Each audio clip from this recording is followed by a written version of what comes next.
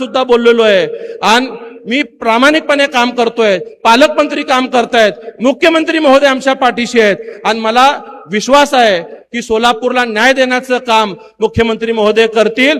म्हणून मी अनेक सभांमध्ये जबाबदारीने सांगतोय की 892 कोटी रुपयाची योजना मंजूर करून घेऊन या शहराला रोज पाणी पुरवठा केल्याशिवाय मी माझ्या आमदारकीला मत मागायला तुमच्या दारात येणार नाही, हा शब्द मी पुन्हा आज तुम्हाला सिद्धरामेश्वरांच्या साक्षीने देतोय।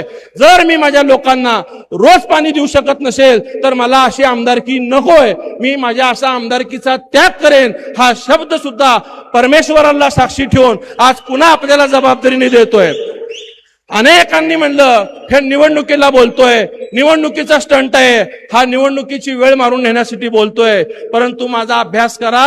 या वर्षभरात मी जे जे बोललोय ते मी माझ्या मुख्यमंत्री महोदयांकडनं करून घेण्याचा प्रयत्न केलाय। अनेकांनी म्हणलं की कोठेंनी अशा व्यथा मांडल्या, ही माझी व्यथा नाहीये, ही माझी भूमिका आहे। आपल्याला कधी बोललो नाही, कधी कोणाला माहिती नाही, परंतु हे आज व्यासपीठ आहे, या व्यासपीठावरनं बोलावं असं वाटतं।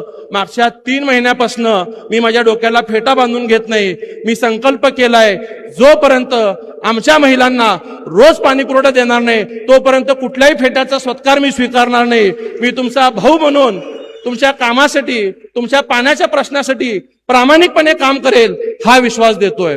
मी मोठं बोलत नाहीये, माझ्या प्रभाग 7च्या जनतेला विचारा, मी 2012 साली ज्या प्रभागातनं नगरसेवक झालो तिथं खूप पाण्याची टंचाई होती, जवळपास 70% काम त्या ठिकाणी मी पाण्याचं केलं, म्हणून मला शहरात लोक पाणीदार नगरसेवक म्हणायचे आणि हे काम मी करू शकलो, त्या कामाचा अनुभव माझ्याकडे आहे आणि मुख्यमंत्री महोदयांवरती माझा विश्वास आहे